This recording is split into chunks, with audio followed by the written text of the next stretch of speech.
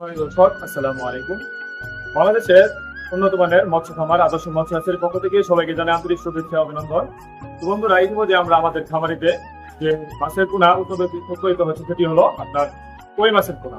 আপনারা যারা কই মাছের পোনা চাষ করতে চান তারা চাইলে আমাদের কাছ থেকে কই মাছের যে পোনা নিয়ে চাষ করতে পারেন, অথবা আপনারা চাইলে আমাদের চাহিদা অনুযায়ী যে কোনো মাছের কই মাছের যে কোনো সাইজের পোনা হতে পারে। এই মুহূর্তে আমরা যে বিষয়টি করতেছি সেটি হলো কই মাছের একেবারে ধানি পোনা, একেবারে টানা পোনা, যেগুলো একবারে ডিম থেকে উৎপন্ন হয়েছে সেগুলোকে আমরা বোতলে উৎপাদন করে আমরা এখন হাউজেতে ধরনা ফেলছি। তো বন্ধুরা, আপনারা যদি উন্নত মানের ভালো মানের আপনার কই মাছের পোনা ক্রয় করতে চান তাহলে অবশ্যই আপনাদেরকে ভালো মানের একটি হ্যাচারি থেকে পোনা সংগ্রহ করতে হবে। প্রিয় খামারি ভাইয়েরা, আপনারা যারা কই মাছের কালচার করতে চান তারা চাইলে আমাদের কাছ থেকে পরামর্শ নিয়ে যে কোনো মাছের কালচার হিসেবে করতে পারেন। বন্ধুরা, আপনারা অনেকেই কই মাছের কালচার করতে চান, তারা চাইলে আপনারা শতাংশ প্রতি এই কই মাছকে আপনারা প্রতি শতাংশে 250 পিস পোনা মজুত করতে পারেন।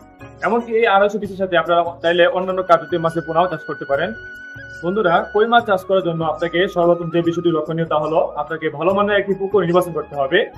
যে পুকুরটি হয় আপনার ছায়ামুক্ত, এমনকি আপনার বন্যামুক্ত থাকে, ওইরকম একটি পুকুর আপনাকে নির্বাচন করতে হবে। এমনকি এমন একটি পুকুর নির্বাচন করতে হবে যে পুকুরে আশেপাশে যাতে কোনো গাছপালা না থাকে, কেননা অনেক সময় এই গাছপালার পাতার কারণে পুকুরের পানি অনেক সময় গ্যাস উৎপাদিত হওয়ার কারণে মাছের ক্ষয়ক্ষতি এমনকি মাছের ভাইরাস হওয়ার সম্ভাবনা বেশি হয়ে থাকে। তো সেক্ষেত্রে আপনাকে অবশ্যই এই বিষয়টি লক্ষ্য রাখতে হবে। তো আপনার যদি পুকুরটি পুরাতন হয়ে থাকে তাহলে সেই পুকুরটি অবশ্যই আপনাকে সেচের মাধ্যমে পুকুরটি পরিষ্কার করতে হবে।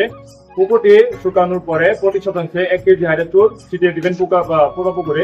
আপনার পুকুরে অতিরিক্ত পচা কাদা থাকে তাহলে সেই কাদাটি আপনাকে অবশ্যই উঠিয়ে ফেলতে হবে। তো এই কাজগুলো নির্ভর করার পরে অবশ্যই আপনাকে টিএসপি 100 গ্রাম এবং ইউরিয়া 150 গ্রাম সার আপনাকে পুকুরে ছিটিয়ে দিতে হবে।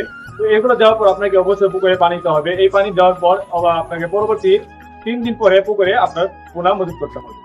তো আপনাকে পানির প্রবেশ করার সময় সে বিষয়ে একটা কিছু লক্ষ্য রাখতে হবে, সেটি হলো পানি ঢুকানোর সময় যাতে আপনার পুকুরে অতিরিক্ত অন্য কোনো জাতীয় রাক্ষসী মাছ প্রবেশ না করে সেই বিষয়টি আপনাকে অবশ্যই লক্ষ্য রাখতে হবে।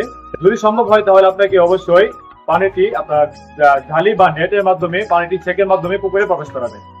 তো ভিউয়ার্স, আরেকটা বিষয় হলো আপনার পুকুরে পোনা কিভাবে মজুত করবেন।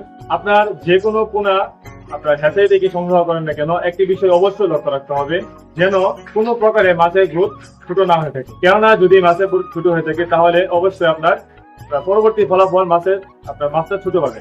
সেই ক্ষেত্রে আপনাকে অবশ্যই ভালো মানের হ্যাচারি থেকে আপনার বুঝে শুনে মাছের পোনা সংগ্রহ করতে হবে। তো আরেকটি বিষয় হলো অনেকে যে নতুন চাষিরা যে ভুলটি করে থাকে সেটি হলো অধিক ঘনত্বে পুকুরে মাছের পরিমাণটা বেশি দিয়ে থাকে। সেই বিষয়টি আপনাকে অবশ্যই ভালো মানের হ্যাচারি থেকে আপনাদের পরামর্শ নিয়ে মাছের পোনা পুকুরে মজুত করতে হবে। কেননা যদি আপনারা পুকুরে অধিক পরিমাণে মাছের পোনা মজুত করে থাকেন তাহলে সেক্ষেত্রে আপনাকে মাছের গ্রোথ ভালো হবে না। সেক্ষেত্রে আপনার এক একটা মাছ আপনার বিভিন্ন ধরনের হয়ে থাকবে। যেমন ধরেন আপনার এক একটা মাছ হবে ছোট, কিছু মাছ হবে ছোট, কিছু মাছ হবে বড়। এমনকি বিষয়টি হতে পারে যে অধিক ঘনত্বের কারণে মাছের আপনার ক্ষয়ক্ষতির বিষয়টি অধিক পরিমাণে বেড়ে যেতে পারে। তো এই বিষয়টির উপর লক্ষ্য করে আপনাকে অবশ্যই মাছ চাষ শুরু করতে হবে। তো প্রিয় বন্ধুরা, আপনারা যারা একেবারে নতুন চাষি তারা চাইলে আমাদের দেওয়া নাম্বারে অথবা ভিডিও ডিসক্রিপশনের নাম্বারে আমাদের সাথে যোগাযোগ করে মাছ চাষ সম্পর্কিত যে কোনো তথ্য নিয়ে আপনারা চাইলে মাছ চাষ শুরু করতে পারেন। তো পরবর্তীতে আমরা আমাদের হাতে থেকে অন্য আরেকটি নতুন কোনো ভিডিও নিয়ে হাজির হবো। সেই সময় পর্যন্ত সকলে ভালো থাকবেন, সুস্থ থাকবেন। আল্লাহ হাফেজ।